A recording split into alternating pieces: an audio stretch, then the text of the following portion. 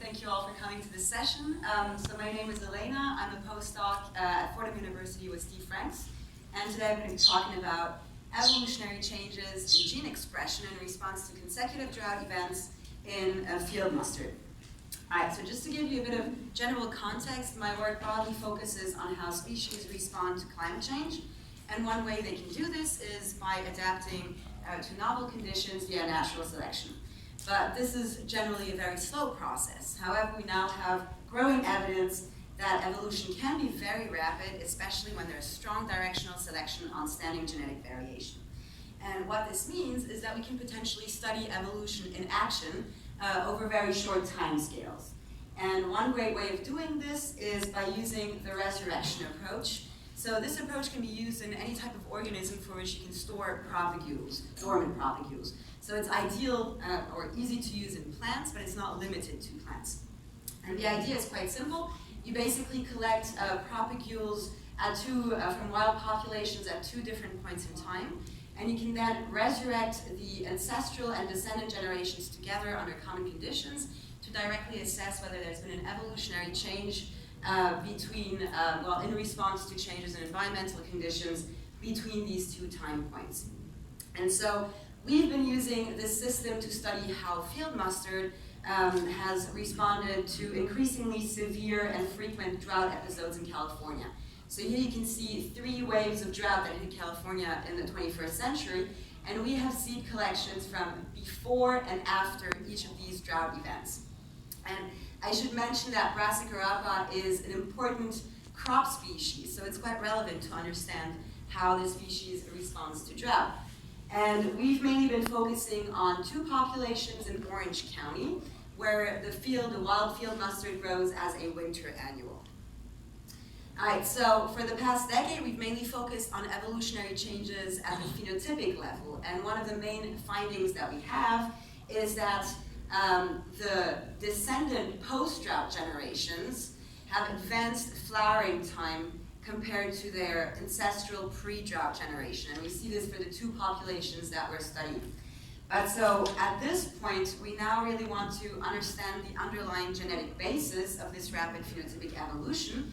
And so we've been combining the resurrection approach with next generation sequencing. All right, so here you have a schematic overview of my experimental design. And so you can see here that I've been using 4 generations of seed collections that span almost 2 decades here. And so my first generation comes from '97, so those seeds were collected after a series of normal wet years. So it's kind of my baseline generation. And then I have seeds collected in 2004 after a 5-year drought episode. Then seeds from 2011 collected after 2 intermediate wet years, and finally seeds from 2014 collected after 3 years of pretty severe drought. And so just so you can remember this a little easier, I color-coded the wet years in blue and the drought years in red. And so I have these seed collections for 2 populations. One is called Arboretum. I'm always going to abbreviate that as ARB. The other one is Back Bay, abbreviated as BB. And I grew all these generations from these 2 populations in the greenhouse.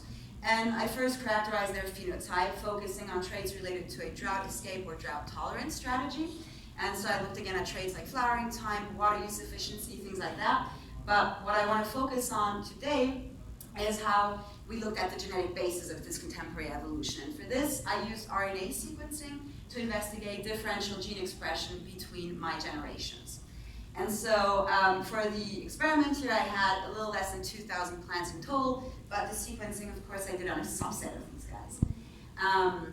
So the sequencing, I used the Illumina platform, and then I did a de novo assembly and all the downstream analyses here in Trinity. And you can see that I identified more than 100,000 transcripts at the gene level, and about half of those I annotated with good confidence using the UniProt database, focusing on annotations from Brassica and Arabidopsis, which is closely related. All right, so what I want to focus on in this study here are these 3 main questions. So first, I want to know whether I'm seeing evolutionary changes in gene expression between the generations. I then want to know whether the differentially expressed genes that I identify, whether they're involved in flowering time and drought stress pathways. And finally, I also want to see how consistent this evolutionary change in gene expression might be between my populations.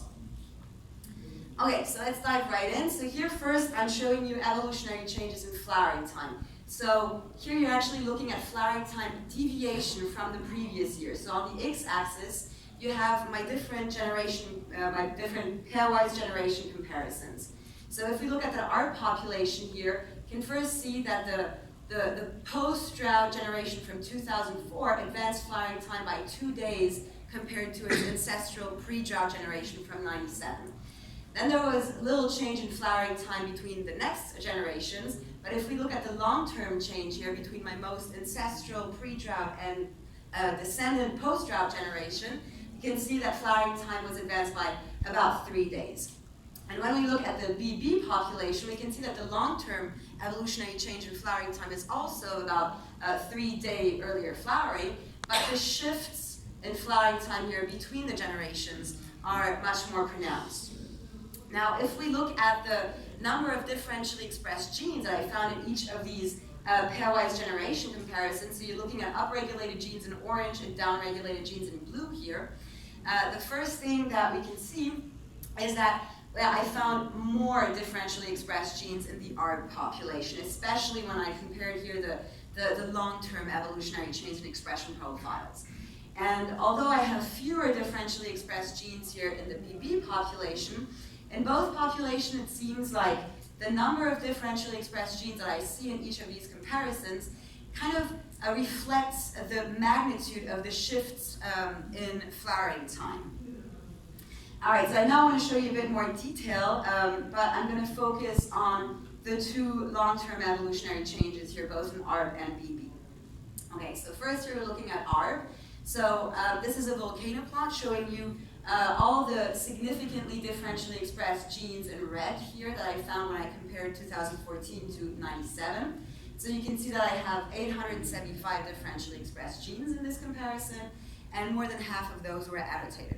So I then used a functional classification to look at how these genes group in terms of gene ontology and specifically looking at biological processes.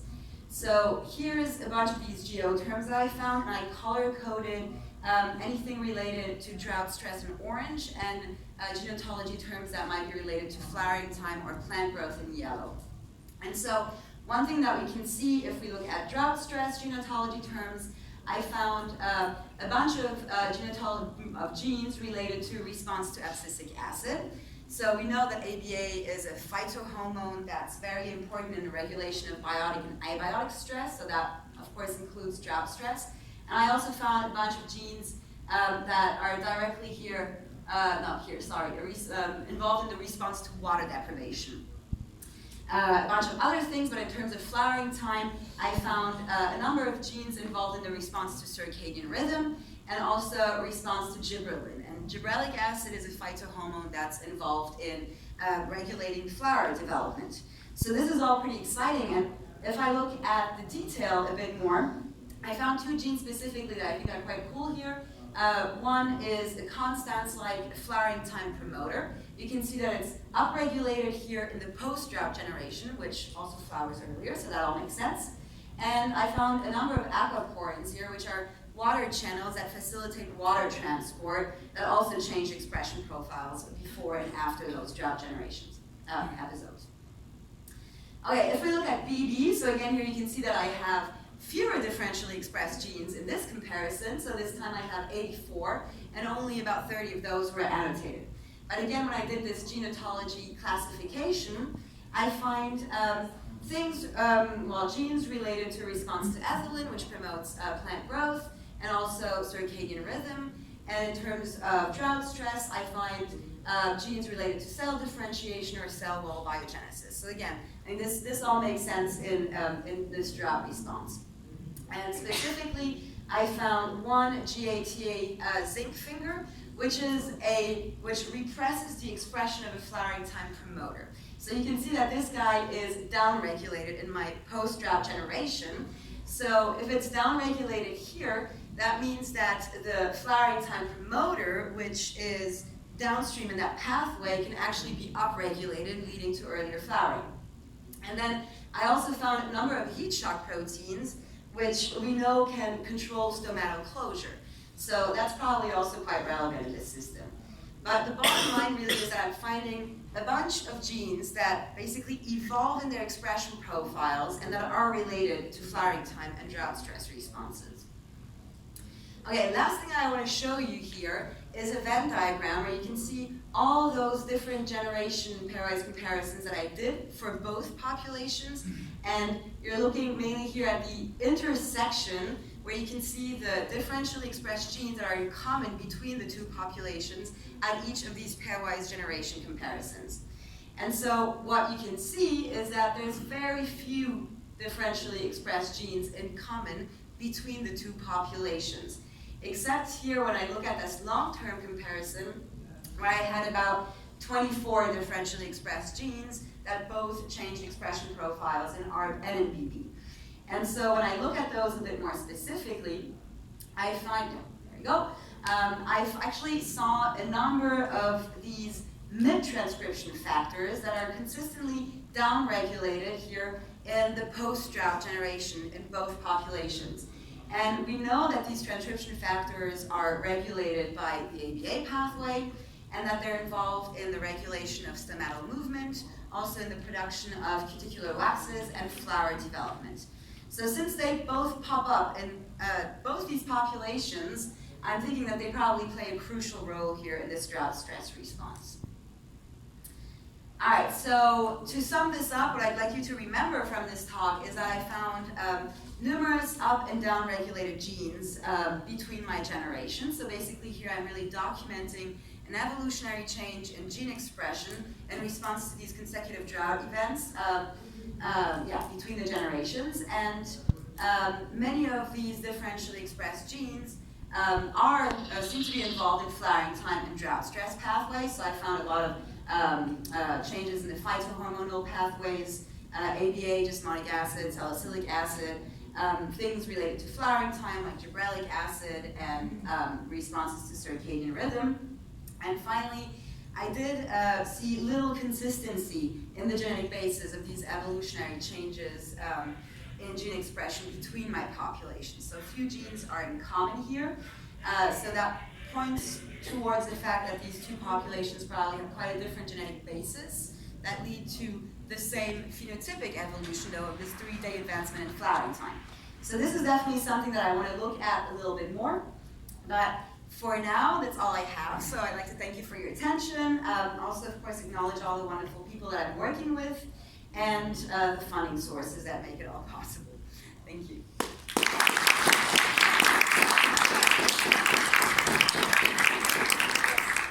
Hi. So in your short-term comparisons that had very few overlap, did you look at what genes those were? Mm-hmm.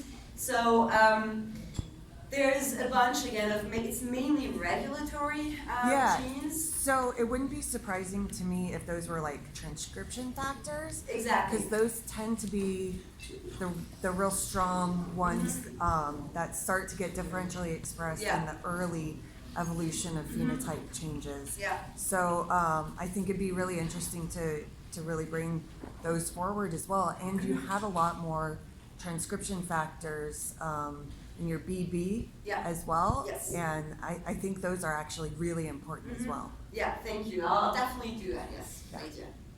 Yes? Do you think a lot of the changes might be epigenetics or short-term changes and have to relate to genetics? Yes, that's absolutely possible. It's something that we were very interested in looking at, actually, but we haven't managed to get the sequencing done yet. But yeah, it's something we'd like to check out.